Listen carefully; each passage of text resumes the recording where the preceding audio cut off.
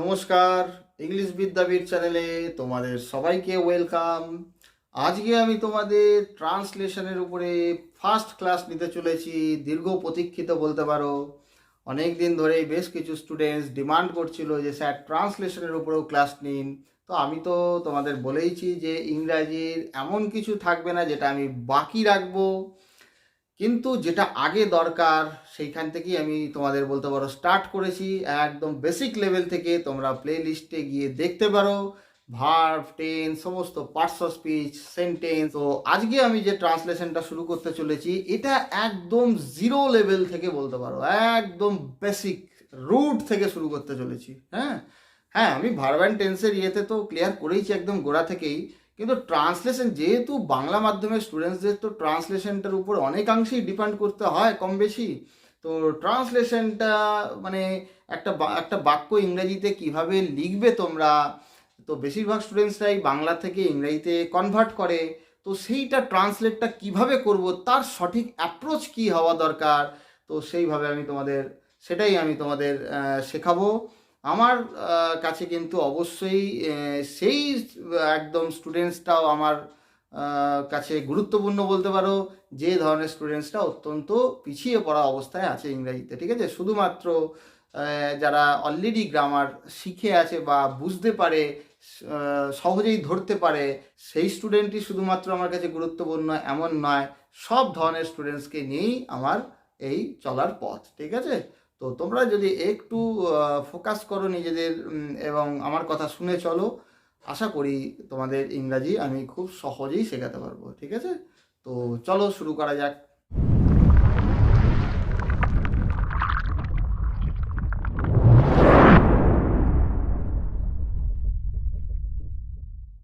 দেখো, তো এই ট্রান্সলেশন মানে হচ্ছে রূপান্তরকরণ একটা ভাষার থেকে আর একটা ভাষায়।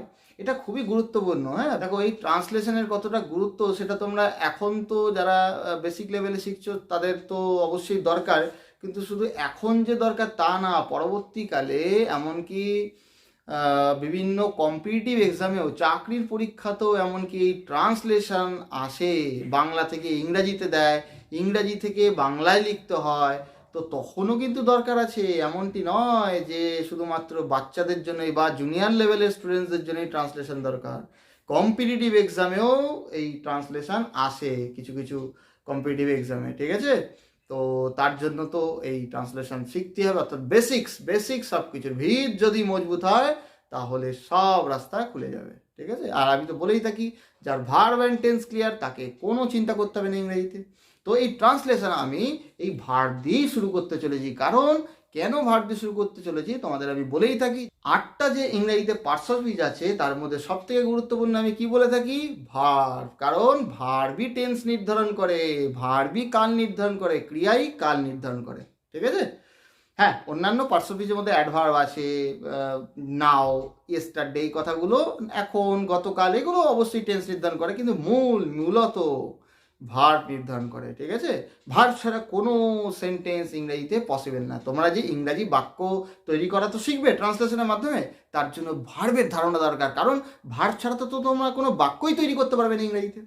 বাংলার মতো কিভাবে হবে, বাংলার মতো কিভাবে হবে না, মানে সঠিক অ্যাপ্রোচ কি হওয়া দরকার, হুবহু অন্ধের মতো বাংলা থেকে ইংরেজিতে ট্রান্সলেট করলে হবে না। কারণ এ তো তোমাদের আমি বেসিক ক্লাসে বলেইছি, একদম শুরুর ক্লাসগুলোতে একদম দেখতে পারো এই হোয়াট ইজ গ্রামার, এই সমস্ত ক্লাস, যে প্রত্যেকটা ভাষার একটা আলাদা আলাদা চারিত্রিক বৈশিষ্ট্য আছে, ক্যারেক্টারিস্টিক্স আছে। তো ইংলিশ গ্রামার আর বাংলা ব্যাকরণ যেটা আছে তার মধ্যেও যেমনি মিল আছে আবার ডিফারেন্সও আছে। তো সেই জায়গাগুলো ধরতে হবে। ঠিক আছে, তো সেইভাবে কিভাবে তোমাদের একটা রিলেট করে পড়ানো সম্ভব, যতটা সম্ভব রিলেট করে বাংলা ব্যাকরণের সাথে কিভাবে তোমরা সেটাকে ট্রান্সলেট করবে, করা কিভাবে তোমাদের বাংলা থেকে ইংরেজিতে ট্রান্সলেট করা উচিত, সেই সঠিক অ্যাপ্রোচটাই আমি তোমাদের আজকে শেখাবো। ঠিক আছে, অবশ্যই শেষ পর্যন্ত দেখবে ক্লাসটা, যাতে যদি তোমরা পুরোপুরি ভালোভাবে শিখতে চাও ট্রান্সলেশনটা। ঠিক আছে, তো দেখো আমরা যা যা কাজ করে থাকি, এই যে আমি এখন পড়াচ্ছি তোমাদের, তোমরা এখন আমার এই ক্লাস দেখছো, শুনছো, তাই তো? তো এটা কোন সময়ে ঘটছে, বর্তমানে ঘটছে, তাই না? তো এই যে বর্তমান কালটা নির্ধারণ করে দিল কে, বলো তো? বলো বলো, কে নির্ধারণ করে দিল? এই যে আমি বলছি তোমরা শুনছো, তোমরা কথাটা নির্ধারণ করলো না শুনছো কথাটা নির্ধারণ করলো, বা আমি পড়াচ্ছি আমিটা কাল নির্ধারণ করলো, সময়টা নির্ধারণ করলো, না পড়াচ্ছিটা সময় টাইম ডিটারমাইন করলো? কোনটা বলো, নিজেদেরকে প্রশ্ন করো। অবশ্যই আশা করি তোমরা বলবে যে শুনছি বা পড়াচ্ছি এই ওয়ার্ডটা, এই শব্দটাই ঠিক করে দিচ্ছে যে এটা কোন কাল। তাহলে ক্রিয়া কত গুরুত্বপূর্ণ বোঝা গেল। অর্থাৎ আমরা কাজ হয় বর্তমানে করি, বা আগে যা করেছিলাম হয়ে গেছে সেগুলো অতীতে, তাই না, পাস্ট। আর যা কিছু আসছে সময় করব, ভবিষ্যৎ যেটাকে বলে, সেটাকেই বলে ফিউচার ইংরেজিতে। ঠিক আছে? তো এই যে তিনটে কালের মধ্যেই তো আমাদের কার্যকলাপ। তো সেই কার্যের সময়টা নির্ধারণ করে কে? ভার্ব, ক্রিয়া। ঠিক আছে? কিভাবে সেটা আমি এক্সাম্পল দিলাম যে ক্রিয়ায় কাল কিভাবে নির্ধারণ করছে। ঠিক আছে? ক্রিয়াই ঠিক করে দেয় একটা অ্যাকশানের মানে কাজের টাইম। ঠিক আছে? সময়টা নির্ধারণ করে, সেই বুঝেই আমরা টেন্সটাকে নির্ধারণ করতে পারি। এই জন্যই আমি বলে থাকি যার ভার্ব অ্যান্ড টেন্স ক্লিয়ার তার সব রাস্তা ওপেন গ্রামারের। ঠিক আছে? তো দেখো আমি এখানে তিনটে ভার্বের উপরে করেছি, B verb, have verb, do verb. কেন তোমাদের তো বলেইছি, যারা বেসিক ক্লাস অলরেডি দেখেছো তারা জানো যে ভার্ব মূলত তিন প্রকারের, B verb, do verb, have verb. এই বি মানে হচ্ছে নিজে হওয়া, কি বললাম, নিজে হওয়া। ডু মানে কি, কিছু করা বোঝায়। হ্যাভ মানে কি, কিছু অধিকারে আছে বোঝায়। ঠিক আছে? অধিকারে, সেন্স অফ পসেশন বলতে পারো। এই বেসিক তিনটে ভার্ব তো জানতেই হবে। এই ভার্ব তিনটে থেকেই এই ভার্বের বিভিন্ন শাখা পোশাখা আছে বলতে পারো, ব্রাঞ্চেস আছে বলতে পারো। ঠিক আছে? এই ভার্বের ক্লাসিফিকেশন এটা তো বেসিক লেভেলের তিনটে আছে, তারপরেও তো ভার্বের বিবিধ ভাগ আছে বলতে পারো, শ্রেণী বিভাগ আছে, তাই না? তো মনে রাখবে এই তিনটে ভার্বের উপরেই মেন কাজ। Be verb, do verb, have verb. Be মানে নিজে হওয়া, ডু মানে কিছু করা বোঝায়, হ্যাভ মানে অধিকারে আছে বোঝায়। ঠিক আছে? এটাই বেসিক ফর্ম বলতে পারো। তো আমি দেখো এখানে সব বাক্য লিখেছি, তার আগে দেখো এইটা ভালো করে দেখো, basic structure of a sentence. বাক্যের উপরে, সেন্টেন্সের উপরেও আমি ক্লাস নিয়েছি, তোমরা গিয়ে দেখে নিতে পারো প্লে লিস্টে, একদম সব ক্লিয়ার হয়ে যাবে। তাও এখানে যতটা সহজভাবে বলা সম্ভব, দেখো যারা প্রথমবারের জন্য দেখছে তারাও যাতে বুঝতে পারে তাদের জন্য আমি বলে দিচ্ছি। একটি বাক্যের বেসিক স্ট্রাকচার মনে রাখবি, ইংরাজি বাক্য গঠনের বেসিক স্ট্রাকচার, একদম বেসিক গঠন হচ্ছে আগে কর্তা। কি বললাম? আগে কর্তা মানে ইংরেজিতে যেটাকে সাবজেক্ট বলে। ঠিক আছে? আগে সাবজেক্ট, তারপরে ভার্ব মানে ক্রিয়া, তারপরে বাকি অংশ রেস্ট। ঠিক আছে? তার মানে আগে সাবজেক্ট, তারপরে ভার্ব, কি বললাম, আগে কর্তা, তারপরে ক্রিয়া, তারপরে বাকি অংশ। ওই বাকি অংশ যেটাকে রেস্ট বলছি, রেস্ট মানে বিশ্রাম নয়, একটা ওয়ার্ডের মাল্টিপল মিনিংস থাকতে পারে। তো রেস্ট যেটাকে বলছি, সেই রেস্টের মধ্যে কিন্তু অবজেক্ট থাকতে পারে, কমপ্লিমেন্ট থাকতে পারে। ঠিক আছে? কমপ্লিমেন্ট মানে হচ্ছে পরিপূরক, ভার্বের অর্থটাকে পূর্ণ করার জন্য যে অংশটা বসে তাকে কমপ্লিমেন্ট বলে। আর অবজেক্ট কাকে বলে জানতে হবে, কর্ম। ক্রিয়াকে কি বা কাকে দিয়ে প্রশ্ন করলে যা পাওয়া যায় তাকে কর্ম বলে। এক্সাম্পল আরও বললাম, আমি তোমাকে একটি উপহার দিয়েছিলাম। ঠিক আছে? তা আমি হচ্ছি কর্তা, দিয়েছিলাম একটা কাজ করা বোঝাচ্ছে, অ্যাকশন। তো এটা ডু ভার্ব বা অ্যাকশন ভার্ব বলতে পারো, মানে ভার্ব আর কি। তো আমি দিয়েছিলাম, কি দিয়েছিলাম, একটি উপহার। দেখো ক্রিয়াকে দিয়েছিলাম কি, ক্রিয়াকে প্রশ্ন করে কি পাওয়া গেল না, তো কিটা হচ্ছে অবজেক্ট। ঠিক আছে? উপহার কাকে দিয়েছিলাম, তোমাকে দিয়েছিলাম। তা তোমাকে কাকে, ওই যে ক্রিয়াকে প্রশ্ন করে দিয়েছিল কাকে, তোমাকে। তো এটাও তো একটা অবজেক্ট। কি বা কাকে দিয়ে প্রশ্ন করে যা পাওয়া যায় বললাম, ক্রিয়াকে। ক্রিয়াকে কি বা কাকে দিয়ে প্রশ্ন করে যা পাবে সেটাই হয়ে যাবে কর্ম, যেটাকে ইংরেজিতে বলে অবজেক্ট। ক্লিয়ার হয়েছে? সাবজেক্ট অবজেক্ট মানেই মনে রাখবে নাউনের ধর্ম। ঠিক আছে? তো যাই হোক, তাহলে ইংরাজি বাক্যের গঠন, বেসিক গঠন, সেটাই আমি লিখেছি। দেখো subject plus verb plus rest. ঠিক আছে? এটাকে শর্টে তোমরা বলতে পারো এস প্লাস ভি প্লাস আর। ঠিক আছে? বা এস প্লাস ভি প্লাস ও, ও মানে অবজেক্ট। অবজেক্টও ধরতে পারো, কিন্তু অবজেক্ট থাকবে তার কোনো তো নিশ্চয়তা নেই। অবজেক্ট থাকতেও পারে একটা বাক্যে, নাও থাকতে পারে। যদি না থাকে সেখানে আমি না কমপ্লিমেন্ট বলতে পারি, পরিপূরক বলতে পারি। ঠিক আছে? বা রেস্টের মধ্যে পড়ছে, বাকি অংশের মধ্যে পড়ছে। তারপরে এই বাক্যগুলোকে বিভিন্ন পার্টস অফ স্পিচেও তোমরা অ্যানালাইসিস করবে। তার উপরেও আমি আলাদা ক্লাস নেব যে কিভাবে পার্টস অফ স্পিচ বিশ্লেষণ করতে হয়, প্রত্যেকটা ওয়ার্ডের, একটা ওয়ার্ড আর একটা ওয়ার্ডের সাথে কিভাবে রিলেটেড, সেটাই তো parts of speech. Parts of speech একটা ওয়ার্ড একটা বাক্যে বসে যেভাবে কাজ করে, হ্যাঁ, যে রূপে কাজ করে তাকে সেই ক্লাসে ফেলা হয়, সেটাই হচ্ছে পার্টস অফ স্পিচ। তো পার্টস অফ স্পিচের আমি বিস্তারিত ক্লাস অলরেডি নিয়ে নিয়েছি, প্লে লিস্টে গিয়ে দেখতে পারো, বিন্দু মাত্র অসুবিধা হবে না পার্টস অফ স্পিচ নিয়ে। ঠিক আছে?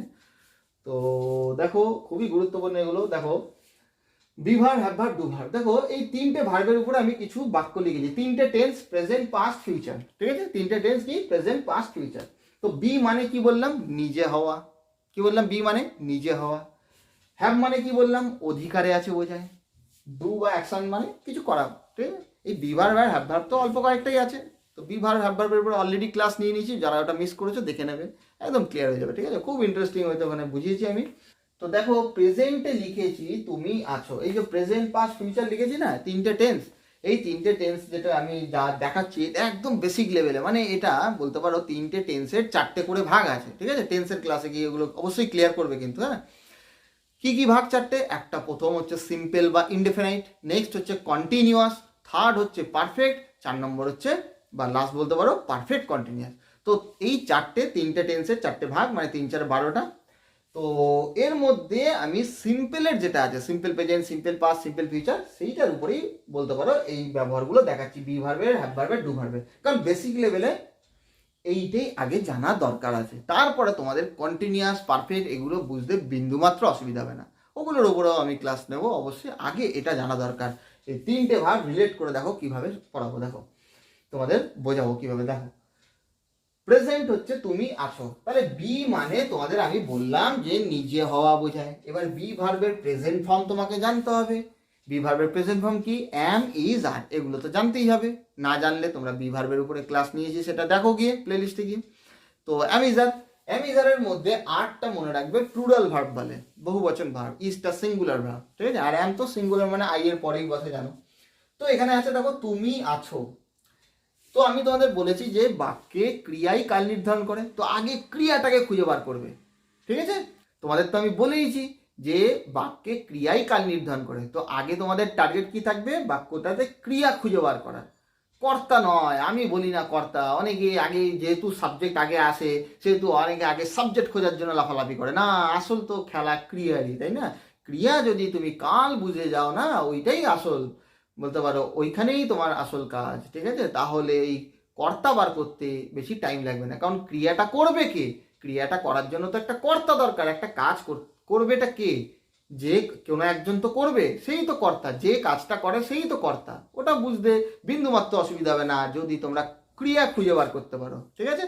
তো এখানে আমরা দেখতে পাচ্ছি আমি ছোট্ট বাক্য লিখেছি, আগে এইটা বোঝা দরকার, ঠিক আছে। সাবজেক্ট ভার্ব রেস্ট, বাকি অংশ বুঝতে টাইম লাগবে না, আগে এইটা দরকার। তুমি আছো, তো তুমি তো কর্তা, এটা পরিষ্কার বোঝাই যাচ্ছে। আর আছো এটা ভার্ব, এটা আশা করি বুঝতে কারোর অসুবিধা নয়। তো তুমি আছো, এবারে দেখো তোমাদের তো আমি তো বললাম যে অধিকারে আছে বোঝালে হ্যাভ ভার্ব হয়। এবার আছে কথাটা তো হ্যাভ ভার্বের সাথে জড়িত, অনেকে এই জায়গাটায় গন্ডগোল করে, হ্যাভ ভার্ব বোঝে কিন্তু না, সেন্সটা বোঝো, সেন্স। শুধুমাত্র আমি যে মুখে বাংলায় বললাম আছে বোঝালে, অধিকারে আছে বোঝালে হ্যাভ ভার্ব, তেমনটি নয়। তুমি আছো বলতে সেন্সটা কি, তুমি নিজে আছো, আর নিজে হওয়া বোঝালে কি বলে, বি ভার্ব বলে কি না, বুঝতে পারছি। তুমি নিজে আছো বলছে না, তুমি আছো মানে কি তুমি ভালো আছো, তার মানে কি তুমি নিজে আছো, বুঝতে পারলাম, তার মানে তুমি নিজে হও, এটা বোঝাচ্ছে কি না। তাহলে আমরা কি করব, বি ভার্ব অ্যাপ্লাই করব। বি ভার্ব কি জানি আমরা, বি ভার্বের প্রেজেন্ট ফর্ম কি, অ্যাম, ইজ, আর, সেটাও আমি লিখে দিলাম, ঠিক আছে। তাহলে এবারে দেখো আমরা জানি ইংরেজি বাক্যের এই যে গঠন, সাবজেক্ট প্লাস ভার্ব, তারপরে বাকি অংশ। তাহলে এখানে আমি আগে কি আনবো, ইউ, সাবজেক্ট হলো, ব্যাস ইউ। এবারে আছো, আছোটা সেন্সটা বুঝে গেলাম কি, যে এটা বি ভার্ব। এবারে ইউ এর পরে তো তোমরা জানো ইউ এক বচন হোক বা ইউ বহু বচন হোক, ইউ এর পরে সর্বদা কি হয়, আরই হয়। আর তো বহু বচন ভার্ব, কিন্তু ইউ তো আবার সিঙ্গুলার প্লুরাল দুটোই হতে পারে, ইউ মানে তুমিও বোঝাতে পারে, ইউ মানে তোমরাও বোঝাতে পারে, তাই না। তো ইউ এর পরে কি হবে, সর্বদা আরই হবে প্রেজেন্ট টেন্সে, ইউ আর, তুমি হলে বা তুমি আছো, ঠিক আছে। নেক্সট দেখো আচ্ছা, তুমি ছিলে, এই যে অধিকারে ছিল, এবার বলবে আরে অধিকারে ছিল এটা বোঝাচ্ছে, তুমি ছিলে, ছিলে, তুমি ছিলে মানে কি তুমি নিজে ছিলে। এক্সাম্পল, তুমি অসুস্থ ছিলে, বলতে পারি তুমি অসুস্থ ছিলে, ভেবে দেখো, বা তুমি ভালো ছিলে। তো বুঝে গেলাম যে এখানে বি ভার্বের সেন্স আসছে, ব্যাস বি ভার্বের তাহলে সেন্স বুঝে গেলাম যখন, তাহলে এবারে বি ভার্বের পাস্ট ফর্ম জানতে হবে। বি ভার্বের পাস্ট ফর্ম কি, ওয়াজ, ওয়্যার কি না, তাই না। ওয়াজ আর ওয়্যার, ওয়াজ হচ্ছে এক বচন ভার্ব, ওয়্যার হচ্ছে বহু বচন ভার্ব। তো ইউ যেহেতু আমরা সিঙ্গুলার হোক আর প্লুরাল হোক, ইউ এর পরে বললাম প্লুরাল ভার্বই বসে, তাহলে ইউ এর পরে কি হয়ে যাবে, ওয়্যার হয়ে যাবে, ইউ ওয়্যার, বোঝা গেল। তুমি ছিলে, এবারে তুমি কি ছিলে সেটা তোমার নিজের ইচ্ছা, তুমি বসাও না, আসল তো খেলা ক্রিয়ার, ক্রিয়াই তো খেলে, তাই না। আসল খেলা কে খেলে? একটা বাক্যে ক্রিয়া, ঠিক আছে? ওই নাউন মানে সাবজেক্ট বা অন্যান্য পার্টস অফ স্পিচ ওগুলো বুঝতে টাইম লাগবে না, যদি যার দখলে ক্রিয়া চলে আসবে, এবং ক্রিয়া দখলে চলে এলে সে কাল বুঝতে পারবে। অর্থাৎ ভার্ব অ্যান্ড টেন্স যার ক্লিয়ার তার সব রাস্তা ওপেন। বোঝা গেল? তো ইউ ওয়্যার তুমি ছিলে, তারপরে দেখো তুমি হবে, তাহলে হবে এখনো হওনি, মানে এই ভবিষ্যৎ বোঝাচ্ছে ফিউচার। তো ফিউচার গঠন করার নিয়ম কি স্যার? হ্যাঁ, বিভার্বের ফিউচার ফর্ম এইভাবে ধরলে তো, যদি কেউ জেনে থাকে, আমি তো পড়িয়েছি, কেউ মনে রাখতে পারলে তো ভালোই, যে shall be will be sir, তাই তো? কিন্তু তোমরা না জানলেও, তোমাদের মনে না থাকলেও বার করতে পারবে। কিভাবে? সহজ বুদ্ধি আমি বলেই থাকি যে যে কোনো ফিউচার টেন্স গঠন করার নিয়ম হচ্ছে, হ্যাঁ সিম্পল ফিউচার আর কি, ফিউচার টেন্স গঠন করার নিয়ম হচ্ছে শ্যাল বা উইলের পরে ভার্বের রুট ফর্ম। কি বললাম? শ্যাল অথবা উইলের পরে ভার্বের রুট ফর্ম, ভার্বের গোড়া। এবার তোমরা বলবে স্যার শ্যাল বা উইল, তারা কোথায় শ্যাল বসাবো, কোথায় উইল বসাবো? মনে রাখবে 3টে পার্সন আছে ইংরেজিতে, first person, second person, third person. First পার্সনের পরে সাধারণত শ্যাল বসে, সেকেন্ড অ্যান্ড থার্ডের পরে সাধারণত উইল বসে। ফার্স্ট পার্সন আমি আমরা, সেকেন্ড পার্সন তুমি তোমরা যত প্রোনাউন আছে, আর বাকি সব থার্ড পার্সন, সি হি ইট দে যত নাম আছে, রাম শাম যদু মধু, বোঝা গেল? সব থার্ড পার্সন, সে বা জায়গার স্থানের নাম হোক, যে কোনো ফার্স্ট পার্সন সেকেন্ড পার্সন বাদ দিয়ে আমি আমরা ফার্স্ট পার্সন, তুমি তোমরা সেকেন্ড পার্সন, বাকি সব থার্ড পার্সন। তো সেকেন্ড অ্যান্ড থার্ডের পরে উইল সাধারণত বসে, সাধারণত, হ্যাঁ। আর ফার্স্ট পার্সনের পরে শ্যাল বসে। উল্টোটাও হয়, শ্যালের জায়গায় উইল, উইলের জায়গায় শ্যাল, কখন জোর দিয়ে বোঝালে, ঠিক আছে, ইন কেস অফ এমফাসিস। তো যাই হোক, তো শ্যাল বা উইলের পরে ভার্বের রুট ফর্ম। স্যার কোন ভার্ব? যে ভার্ব তোমার দরকার। বেসিক 3টে ভার্ব শিখিয়েছি, বি অথবা ডু অথবা হ্যাভ, যে ভার্ব তোমার দরকার। তা আমার এখানে কোন ভার্ব দরকার? তুমি হবে মানে কি? তুমি কিছু একটা হবে, তো তুমি নিজে হবে, তাহলে নিজে হওয়ার সেন্স আসছে, তার মানে বি ভার্ব। আর রুট ফর্ম তো বি নিজে। তো এগুলো যেগুলো লিখেছি এগুলো সব রুট, বি একটা রুট ফর্ম, ভার্বের রুট ফর্ম, ঠিক আছে? এই যে অ্যামিজার, ওয়াজ, ওয়ার, এই ভার্বগুলো রুট যদি তোমায় কেউ জিজ্ঞেস করে, কি বলবে? বি। কোত্থেকে আসছে? রুট মানে গোড়া, কোত্থেকে আসছে? বি থেকে। তাহলে বি হচ্ছে রুট। হ্যাভ হচ্ছে রুট, হ্যাভ ভার্বেরও আমি আসছি। তারপরে যে কোনো ডু ভার্বের, সেই বলতে পারো যে কোনো ডু ভার্বটা যেটা আমরা শুরুতেই করি, প্রেজেন্ট ডু হোক, গো হোক বা কাম হোক, এগুলোই হচ্ছে রুট, ঠিক আছে? হ্যাঁ, প্রেজেন্ট ফর্ম মানেই যে রুট ফর্ম এমনটি নয়, ঠিক আছে? যাই হোক, আমি ডু ভার্বের ক্ষেত্রে তখন বোঝাবো।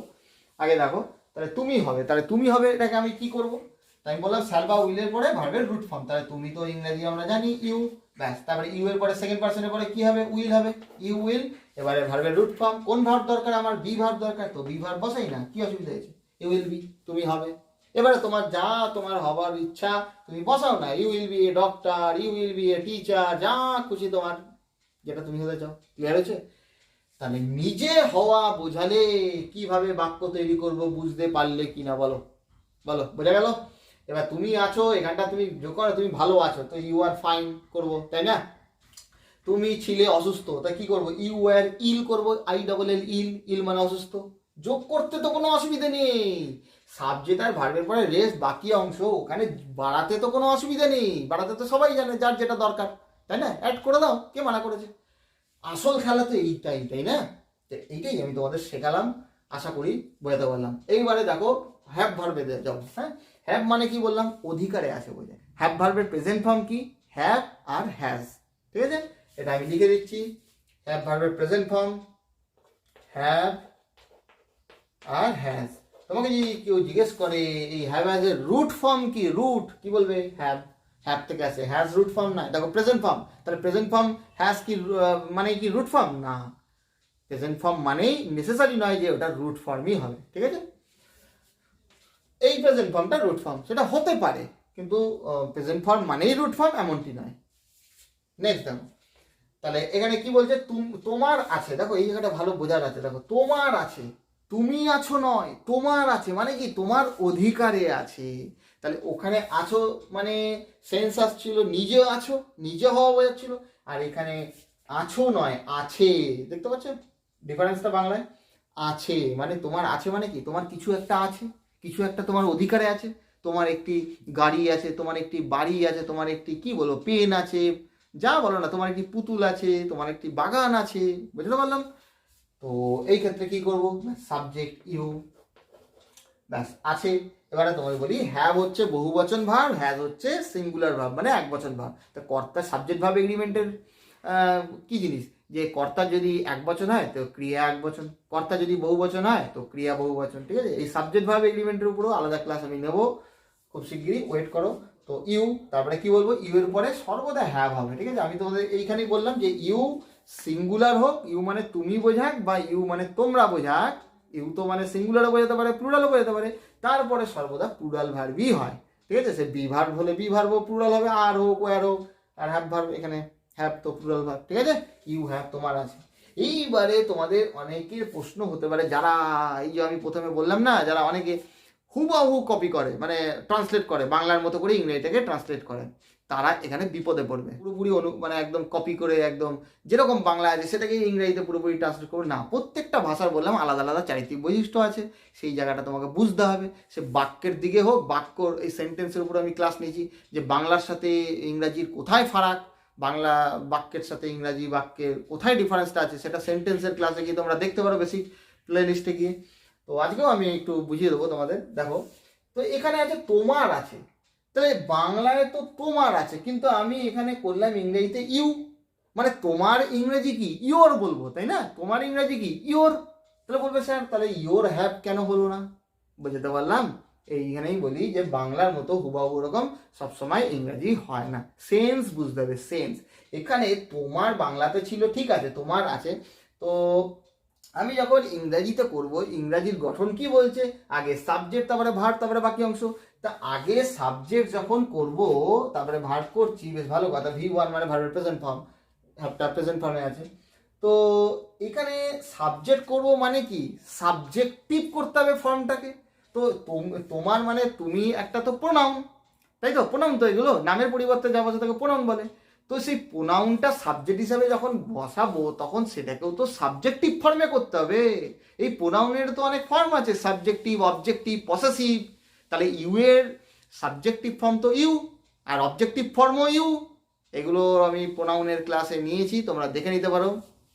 আরও আমি পসেসিভের উপরেও ক্লাস নেব, তখন এগুলো আরও তোমরা বুঝতে পারবে। সাবজেক্টিভ, অবজেক্টিভ, পসেসিভ, পসেসিভেরও দুটো ভাগ আছে, পজিটিভ অ্যাডজেক্টিভ, পজিটিভ প্রোনাউন, সেগুলো আমি ক্লিয়ার করে নেবো। এগুলো আলাদা ক্লাস নেবো, তাও আমি প্রোনাউনের ক্লাসে একদম বেসিক পার্টস অফ স্পিচে সেখানে হয়তো আমি এখানে বুঝিয়েছি, এগুলো তোমরা ক্লাস প্লে লিস্টে গিয়ে দেখে নিতে পারো। তো এটুকু জেনে নাও যে যখন আমি একটা প্রোনাউনকে সাবজেক্ট হিসাবে বসাচ্ছি, সেটাকে তো সাবজেক্টিভ হিসাবে ব্যবহার করতে হবে ফর্মটাকে, তাই না। তো যেহেতু এখানে সাবজেক্টিভ হিসাবে আনতে হবে, তো তোমার তো ইয়োর হচ্ছে, কিন্তু ওটাকে সাবজেক্টিভ ফর্মে আনতে হবে। ইয়োর তো পজিটিভ প্রোনাউনের মধ্যে পড়ে, প্রোনাউনের মধ্যেও পজিটিভ অ্যাডজেক্টিভে বলতে হবে ওটাকে, বা অ্যাডজেক্টিভ প্রোনাউন বলতে হবে ইয়োরকে, ইয়োর্স নয়, ইয়োর্সটা পজিটিভ প্রোনাউনই বলতে হবে, ঠিক আছে। তো এগুলোর উপরেও আলাদা ক্লাস আমি নেব। তো তাহলে বোঝা গেল সাবজেক্ট হিসাবে যেহেতু আমাকে আনতে হবে, তাহলে ইয়োর করবো না, ইউ করব। তাহলে বাংলার মতো হুবাহু ইংরাজি, হ্যাঁ ইয়োর হ্যাভ হবে না, ইউ হ্যাভ মানেই তোমার আছে। কিন্তু বাংলা এরকম বলবো যে তুমি আছে, দেখো বাংলার মতো যে ইংরাজি হয় না, দেখো আমি বলতে পারবো এটা তুমি আছে, বলতে পারবো না, কারণ ইংরাজির মতো বলতে গেলে ইউ মানে তো তুমি এখানে, তাই না, ইউ মানে তো তুমি বোঝায়, বুঝতে পারলাম তো। আর বাংলার মতো তোমার বলতে গেলে তো ইংরেজিতে ইয়োর বলবো, তাই না। তো প্রত্যেকটা ভাষারই আলাদা আলাদা দিক আছে, সেগুলো বুঝতে হবে, সেন্স অনুসারে করতে হবে, ঠিক আছে, সেন্স অনুসারে করতে হবে। এখানে যেমনি বলতে পারবো না তুমি আছে, ঠিক সেরকমভাবে এখানেও বলতে পারবো না ইয়োর হ্যাভ, বুঝতে পারলাম। কেন এটা করলাম, আশা করি বলতে পারলাম, যে সাবজেক্ট হিসাবে যেহেতু আমাকে আনতে হবে ইংরাজি বাক্যের গঠনে, যে সাবজেক্ট প্লাস ভার্ব, তো সাবজেক্টিভ ফর্মই আনতে হবে প্রোনাউনটা, আর ইউ, ক্লিয়ার, ইউ হ্যাভ। এবারে তোমার কি অ্যাড করার আছে তুমি করে দাও, এটা কে কার অসুবিধা আছে এখানে বলো। You have a garden, you have a car, you have a pen, তাই না, যেটা খুশি। এবারে নেক্সট দেখো, তোমার ছিল, ওই একইভাবে সাবজেক্ট কি হবে, ইউ। তোমার ছিল, তোমার ছিল কি অধিকারে ছিল, এখানে কি ছিল, তুমি ছিলে। দেখো ডিফারেন্সটা বোঝো, তুমি ছিলে মানে কি তুমি নিজে ছিলে, অধিকারে ছিল না, তাই না। আর তোমার ছিল যখন, তোমার কিছু অধিকারে ছিল, ওই তোমার যেটা এক্সাম্পল দিলাম, তোমার একটি পেন ছিল, সুন্দর একটি লাল পেন ছিল, ঠিক আছে, তোমার একটি পুতুল ছিল, তোমার একটি বাগান ছিল, তাই না, যেটা তোমার খুশি, তোমার অধিকারে ছিল সেটা। তাহলে এবারে আমি কি করব, এই হ্যাভের পাস্ট টেন্স কি আমরা সকলে জানি, হ্যাড, ঠিক আছে, হ্যাভের পাস্ট টেন্স কি, হ্যাড। আমি যাদের হ্যাভ ভার্ব ক্লিয়ার নিয়ে অবশ্যই প্লে লিস্টে গিয়ে দেখবে, ঠিক আছে। তো কি করব, ইউ হ্যাড, দেখো বোঝা গেল, তোমার ছিল কি হবে, ইউ হ্যাড। এবার তুমি যা খুশি বলো, এখানে দেখো আমি এটা বলতে পারি তোমার অসুস্থতা ছিল, এখানটা ছিল তুমি ছিলে, তুমি অসুস্থ ছিলে, ইউ ওয়্যার ইল। আর যখন বলবো তোমার অসুস্থতা ছিল তখন কি করবো, ইউ হ্যাড ইলনেস। ঠিক আছে, মনে রেখে দেবে। আর একটা সহজ বুদ্ধি বলে দিচ্ছি, সাধারণত, সব ক্ষেত্রে না, সাধারণত অ্যাডজেক্টিভের আগে বি ভার্ব বসে। কি বললাম, অ্যাডজেক্টিভ মানে বিশেষণ। অ্যাডজেক্টিভ কি জিনিস না জানলে সেটাও আমি ক্লাস নিয়েছি, পার্টস অফ স্পিচের ক্লাস, প্লে লিস্টে গিয়ে অবশ্যই দেখে নেবে। অ্যাডজেক্টিভের আগে সাধারণত বি ভার্ব। এই যে you were ill, I was ill, দেখো ইলের আগে ওয়াজ বি ভার্ব আছে না। আর যখন বলবো আমার অসুস্থতা ছিল, আই হ্যাড ইলনেস। ইলনেস নাউনের আগে সাধারণত হ্যাভ ভার্ব বসে। তাহলে কি বললাম, আরেকবার বলছি, অ্যাডজেক্টিভের আগে সাধারণত বি ভার্ব বসে, নাউনের আগে সাধারণত হ্যাভ ভার্ব বসে। যেমনি আই হ্যাভ ইলনেস, আমার অসুস্থতা আছে, ইলনেস নাউন, এর আগে দেখো হ্যাভ বসে। ঠিক আছে, সব ক্ষেত্রে নয়, এটা একটা সহজ বুদ্ধি, প্রচুর কাজে লেগে যাবে। ইন্টারচেঞ্জ অফ পার্টস অফ স্পিচে যখন করবে না, এটা প্রচুর কাজে লাগে। ঠিক আছে, ট্রান্সফরমেশন অফ সেন্টেন্সেসে আছে, লাগে interchange of parts of speech change করে বাক্য তৈরি করা। তো তোমার ছিল ইউ হ্যাভ, ঠিক আছে, তোমার যেটা প্রয়োজন তুমি বসিয়ে নিতে পারো। মেন তো যেটা বোঝানোর দরকার সেটাই আমি বোঝাবো। তো নেক্সট দেখো, তোমার হবে। তোমার হবে মানে কি, ভবিষ্যতে হবে, হবে, এখনো হয়নি। বাংলায় ক্রিয়া শেষে ব থাকলে সিম্পল ফিউচার টেন্স বসে, তাই না, ফিউচার বলে আর কি। তো তোমার হবে, তা আমি একটু আগে বললাম ভবিষ্যৎ মানে ফিউচার গঠন করার, ফিউচার টেন্স গঠন করার সহজ বুদ্ধি কি, শ্যাল বা উইলের পরে কি বললাম, ভার্বের রুট ফর্ম, একটু আগে বলেছি। তো আমার এখানে কোন ভার্ব দরকার, তোমার হবে মানে অধিকারে হবে, তোমার, তোমার গাড়ি হবে, বাড়ি হবে, অধিকারে হবে বোঝাচ্ছে, তার মানে হ্যাভ ভার্ব আনবো, আর হ্যাভই তো রুট ফর্ম, ব্যাস ফিনিশ। তাহলে তোমার কি করবো, ইউ, ব্যাস ইউ এর পরে কি আনবো, উইল। সবার জানার কথা, একটু আগে বললাম সেকেন্ড পার্সন আর থার্ড পার্সনের পরে উইল হয়, ফার্স্ট পার্সনের পরে সাধারণত শ্যাল হয়, উল্টোটা হয় যদি জোর দিয়ে বোঝায়, তাই ইউ উইল। তারপরে কি করবো, হ্যাভ, হ্যাভ যেহেতু রুট ফর্ম, ক্লিয়ার হয়েছে। এই যে হ্যাভ, হ্যাভ ভার্বের জন্যই বলে এটা রুট। ইউ উইল হ্যাভ, এবারে তুমি বসাও না, ইউ উইল হ্যাভ এ কার, তোমার একটি গাড়ি হবে। ঠিক আছে, যেটা তোমার প্রয়োজন বসিয়ে নিতে পারো। তো আমি বি ভার্ব আর হ্যাভ ভার্ব কিভাবে ট্রান্সলেট করব সেইগুলো বুঝতে পারলাম। ফারাকটা কোথায় দুটো, একটা নিজে হওয়া, একটা অধিকারে আছে বোঝায়। ঠিক আছে, নেক্সট দেখো ডু ভার্ব বা অ্যাকশন ভার্ব। মনে রাখবে বি ভার্ব আর হ্যাভ ভার্ব তো কয়েকটা সীমিতই। কি কি বি ভার্ব আছে, কি কি হ্যাভ ভার্ব আছে, সেগুলোর আমি অলরেডি ক্লাস নিয়েছি বেসিক লেভেলে, সেগুলো দেখে নাও প্লে লিস্টে গিয়ে। যাদের ক্লিয়ার নেই অবশ্যই তারা দেখবে। তো মনে রাখবে বি ভার্ব আর হ্যাভ ভার্ব বাদ দিয়ে বাকি যত ভার্ব আছে সেগুলো তো অ্যাকশন ভার্বই। ডু ভার্ব মানে কিছু করা বোঝালে, সে শারীরিকভাবে হোক মানসিকভাবে হোক, কিছু করা বোঝালেই, অ্যাক্টিভিটি বোঝালেই, ফিজিক্যাল হোক মেন্টাল অ্যাক্টিভিটি হোক, সবই ডু ভার্ব বা অ্যাকশন ভার্বের মধ্যে পড়ে। এই যে আমি কথা বলছি স্পিক, এটাও একটা অ্যাকশন ভার্ব।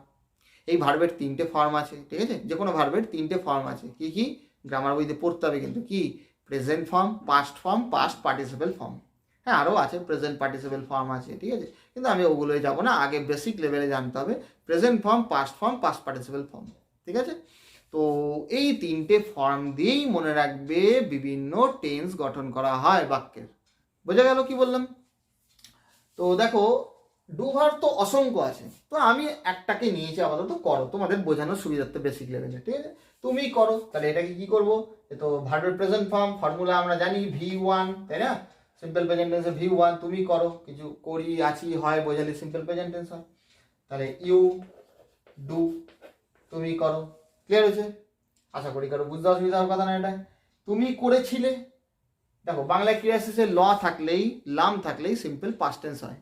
এগুলোও ছিল, দেখো এই দেখো ল, ঠিক আছে, তুমি ছিলে, তোমার ছিল, সব ল লাম থাকলেই সিম্পল পাস্ট টেন্স হয়। ঠিক আছে, বা পাস্ট পারফেক্টও হতে পারে, সেগুলো টেন্সের ক্লাসে নিয়েছি। কোথায় পাস্ট পারফেক্টের সাথে সিম্পল পাস্টের কোথায় ডিফারেন্স, কিভাবে বুঝবো, কোথায় পাস্ট পারফেক্ট অ্যাপ্লাই করবো, কোথায় সিম্পল পাস্ট টেন্স অ্যাপ্লাই করবো, সেগুলোরও ক্লাস নিয়েছি।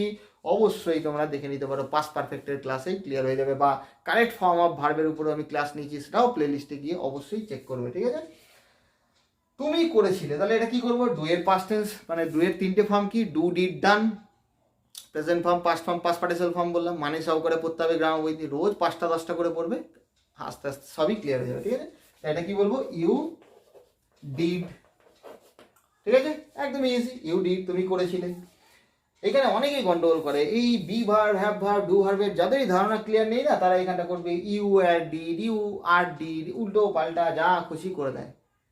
সেন্স বুঝতে হবে, কোন ভার্ব ডিমান্ড করছে, এবং তার ফরমেশনে, এই ফরমেশনে ফেলতে হবে। ঠিক আছে, ফর্মুলা করে করে আমি সব বুঝিয়ে দিয়েছি, ফর্মুলা মুখস্থর জিনিস নয়, বারবার বলছি, এ বোঝো, দিয়ে অ্যাপ্লাই করো, মানসিকভাবে ভাবো, সব দেখতে পাবে।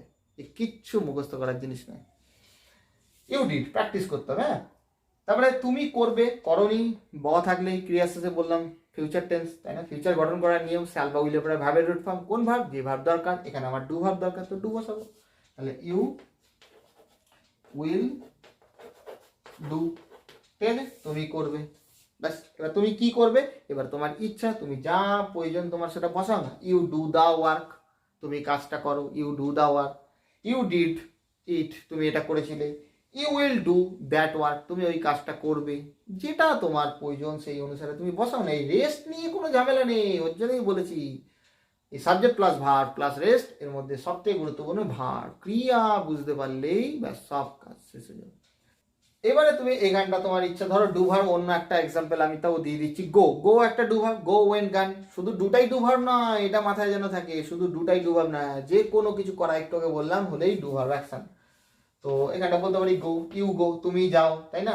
ইউ ওয়েন্ট বলতে পারি তো, ইউ ওয়েন্ট, তুমি গিয়েছিলে, তাই না? গো ওয়েন্ট গান বললাম। এখানটা কি করবো, এখানটা করবো গো, ইউ উইল গো, কারণ গোটাই রুট ফর্ম। এখানটা দেখো বুঝিয়ে দিচ্ছি, দেখো গো এর প্রেজেন্ট ফর্ম যদি বলি তাহলে কি হয়, গো এর প্রেজেন্ট ফর্ম হচ্ছে গো আর গোজ, ঠিক আছে? গো এর প্রেজেন্ট ফর্ম হচ্ছে গো আর গোজ। এই ইএসটা কেন হলো, এটা শুধুমাত্র সিম্পল প্রেজেন্ট টেন্সের ক্ষেত্রে প্রযোজ্য। সাবজেক্ট যদি থার্ড পারসন এবং সিঙ্গুলার নাম্বার হয় তাহলে ডু ভার্বের শেষে এস বা ইএস হয়, ঠিক আছে? আমি ধরো এক্সাম্পল এইখানটা ধরো আমি হি করছি, সে যায়, ধরো সে যেখানেই যাক না কেন সে যায়, এটাই তো মেন বোঝার জিনিস। সে যায়, তখন আমি কি করব, হি গোস করব, গো না করে। কেন করলাম গোস, কারণ হি সাবজেক্টটা দেখো থার্ড পারসন আছে, তাই না? একটু আগে বললাম first person, second person, third person বললাম, এবং সিঙ্গুলার নাম্বার আছে এক বছর, ওর জন্য ডু ভার্বের শেষে এস বাই ইএস হয়, ঠিক আছে? এস বাই ইএস হয় কোথায়, ওই যেরকমভাবে সিঙ্গুলার প্লুরাল করা হয় যে নিয়মে, লাস্টে ও থাকলে, এক্স থাকলে, টিএইচ থাকলে, সিএস থাকলে ইএস হয় না, বা ওয়াই যদি থাকে লাস্টে একটা নাউনের, ওয়াই উঠে গিয়ে, ওয়াইয়ের আগে যদি কনসোনেন্ট থাকে ওয়াই উঠে গিয়ে আইএস হয়ে যায়, ওয়াইয়ের আগে যদি ভাওয়াল থাকে শুধু এস হয়। এই ভার্বগুলো একই নিয়মে হয়। দেখো এখানে গো এর শেষে ও আছে, ওর জন্য ইএস হয়েছে, ঠিক আছে? তো এটা ডিপেন্ড করবে, অবশ্যই সিম্পল প্রেজেন্ট টেন্স হতে হবে, কিন্তু এগুলো তো সিম্পল প্রেজেন্ট টেন্স। তুমি করো, তুমি যাও, সিম্পল প্রেজেন্ট টেন্স। এবারে কোথাও যাও, তুমি রেস বসাও না। You he goes to market, he goes to book fair, সে একটি মেলায় যায়, বই মেলায় যায়। টু প্রিপোজিশন আনতে হবে, প্রিপোজিশনও খুব গুরুত্বপূর্ণ। হ্যাঁ, প্রিপোজিশনেরও ক্লাস নিয়েছি আমি, প্লে লিস্ট থেকে অবশ্যই দেখে নেবে, ঠিক আছে? তো আশা করি তোমাদের বোঝাতে পারলাম। এগুলো ভিডিওটা পজ করে নোট ডাউন করে নিতে পারো, আর কি লিখে নিতে পারো, এবং এই ধাঁচে প্র্যাকটিস করতে পারো। বাংলায় ভাবো বাক্য এবং সেটাকে ইংরেজিতে এইভাবে তোমরা আরামসে ট্রান্সলেট করতে পারবে, কোনো অসুবিধা হবে না, ঠিক আছে? বা স্ক্রিনশটও করে নিতে পারো। আমি সরেই গেলাম। এবারে আমি লাস্ট তোমাদের একটুখানি এই ডু ভার্বের উপরে বাংলা বাক্যের সাথে, আমি মুছে দিচ্ছি, হ্যাঁ, বাংলা বাক্যের সাথে ইংরাজি বাক্যের কোথায় একটু ডিফারেন্স আছে। আমি সেন্টেন্সের ক্লাসে সেটা নিয়েছি, তাও এখানে একটু আমি দেখিয়ে দিচ্ছি তোমাদের। দেখো দেখো আমি একটা বাংলায় বাক্য লিখছি, দেখো আমি ভাত খাই। দেখো এই যে আমি লিখলাম আমি ভাত খাই, তাহলে বাংলা অনুসারে যদি বলি এটা হচ্ছে কর্তা, বোঝা যাচ্ছে? এটা কর্তা, যে কাজটা করে সেই তো কর্তা, তাই না? এবারে ক্রিয়া কোনটা, আমি তো ক্রিয়া আগে বাঁচতে বলেছি। আমি ভাত খাই, খাই, দেখো খাই একটা কাজ করা বোঝাচ্ছে না, এটা হচ্ছে অবশ্যই ক্রিয়া, বুঝতে কারো অসুবিধা নেই। তো খাই একটা কিছু করি বোঝাচ্ছে, বর্তমানে করি বোঝাচ্ছে, সুতরাং এটা অবশ্যই প্রেজেন্ট টেন্স। এবার কোন প্রেজেন্ট টেন্স, সেটা তো যারা টেন্স শিখেছো তারা জানোই। সিম্পল প্রেজেন্ট টেন্সে করি আছি হই বোঝালে সিম্পল প্রেজেন্ট টেন্স, তাই না? এর ফর্মুলা হচ্ছে V1 ভার্বের প্রেজেন্ট ফর্ম। এবার যদি জিজ্ঞেস করো কোন ভার্ব, বি অথবা ডু অথবা হ্যাভ, যে ভার্ব তোমার দরকার। এখানে খাই তো একটা ডু ভার্ব, তাই না? অ্যাকশন ভার্ব, তো ওর প্রেজেন্ট ফর্ম বসাবো। ওই জন্য ভার্বই আসো না, ভার্ব খুঁজে বার করে, এইসব কর্তা ফর্তা যে কাজটা করবে সেই তো কর্তা, তাই না? তো এইটা তাহলে কি, দেখো আমি খাই কি, আমি একটু আগে শুরুতে বলেছিলাম না, ক্রিয়াকে কি বা কাকে দিয়ে প্রশ্ন করলে কি পাওয়া যায়, অবজেক্ট, কর্ম। তাহলে এটাকে বাংলায় কি বলে, কর্ম। ব্যাস, এই হচ্ছে বাংলা বাক্যের, বাংলা ব্যাকরণের বলতে পারো বেসিক গঠন, বাংলা ব্যাকরণ অনুসারে, ঠিক আছে? মানে বাংলা বাক্যের বেসিক স্ট্রাকচার যদি বলি এইটা, কর্তা, তারপরে কর্ম, তারপরে ক্রিয়া, ঠিক আছে? বা কর্তার পরে অন্য কিছু আসে, তারপরে ক্রিয়া। ক্রিয়াটা সাধারণত বাংলাতে শেষের দিকেই আসে বাক্যের, এটা মাথায় রাখবে, ঠিক আছে?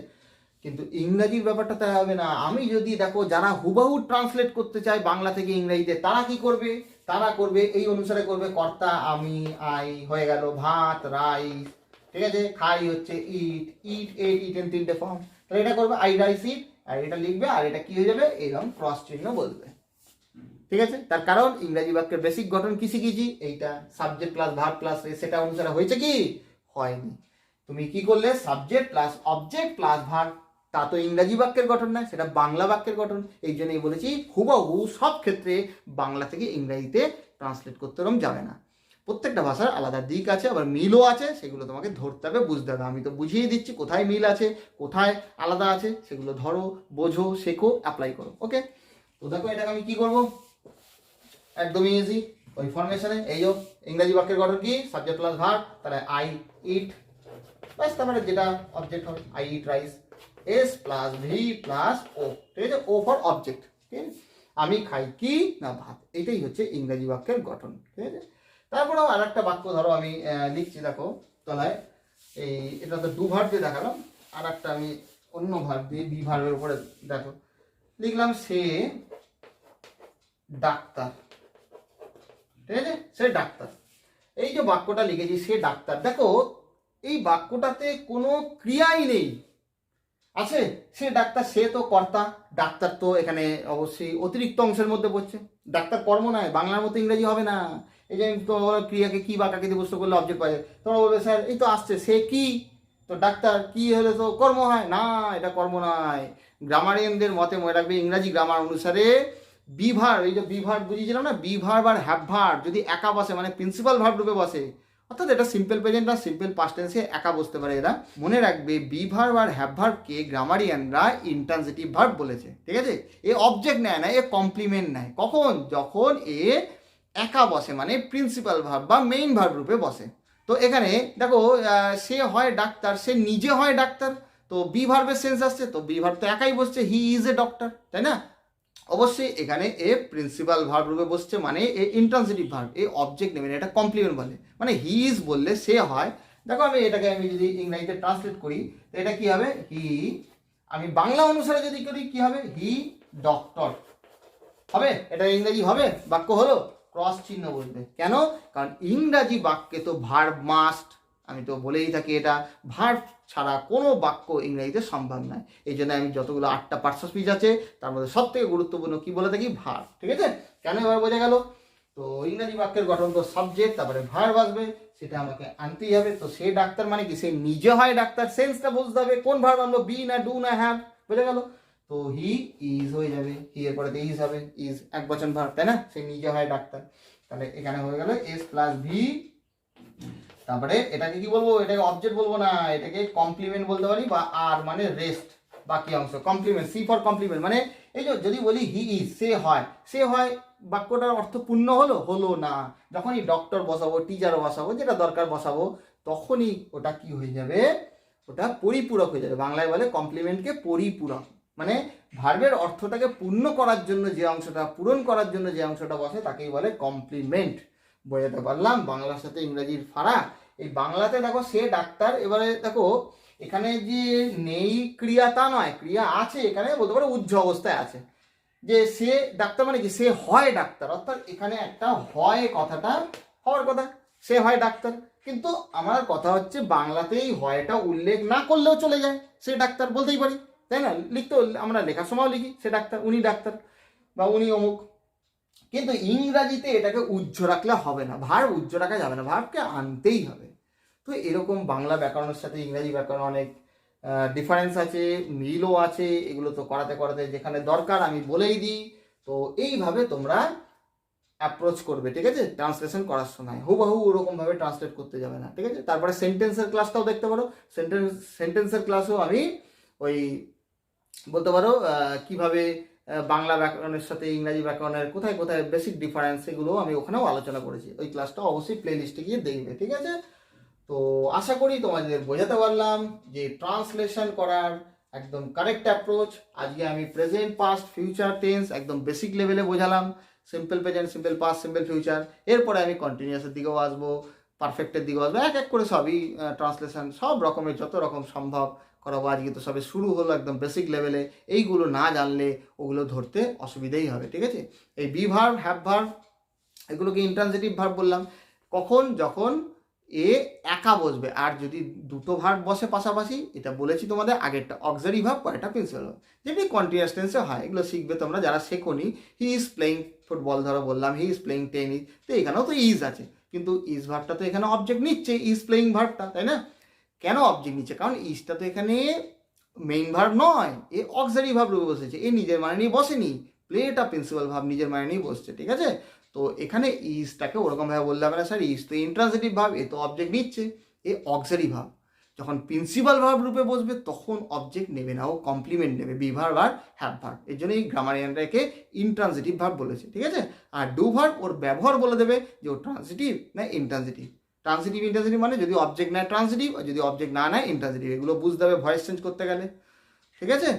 আশা করি তোমাদের সকলকে বোঝাতে পারলাম। তবুও যদি কারোর একবারে বুঝতে অসুবিধা হয়ে থাকে, তো তোমাদের কাছে সেই সুযোগ আছে, বারে বারে এটা শুনতে পারো, তাহলে কোনো প্রবলেম হবে না। একবার হোক, দুবার হোক, তিনবার হোক, বুঝতে নিশ্চয়ই পারবে যদি ফোকাস করো। তো তোমরা যারা আমার এই ক্লাস থেকে উপকৃত হচ্ছে, অবশ্যই তোমরা চ্যানেলটাকে সাবস্ক্রাইব করে রাখবে এবং চেনা পরিচিত বন্ধু বান্ধবদের মধ্যে অবশ্যই শেয়ার করবে।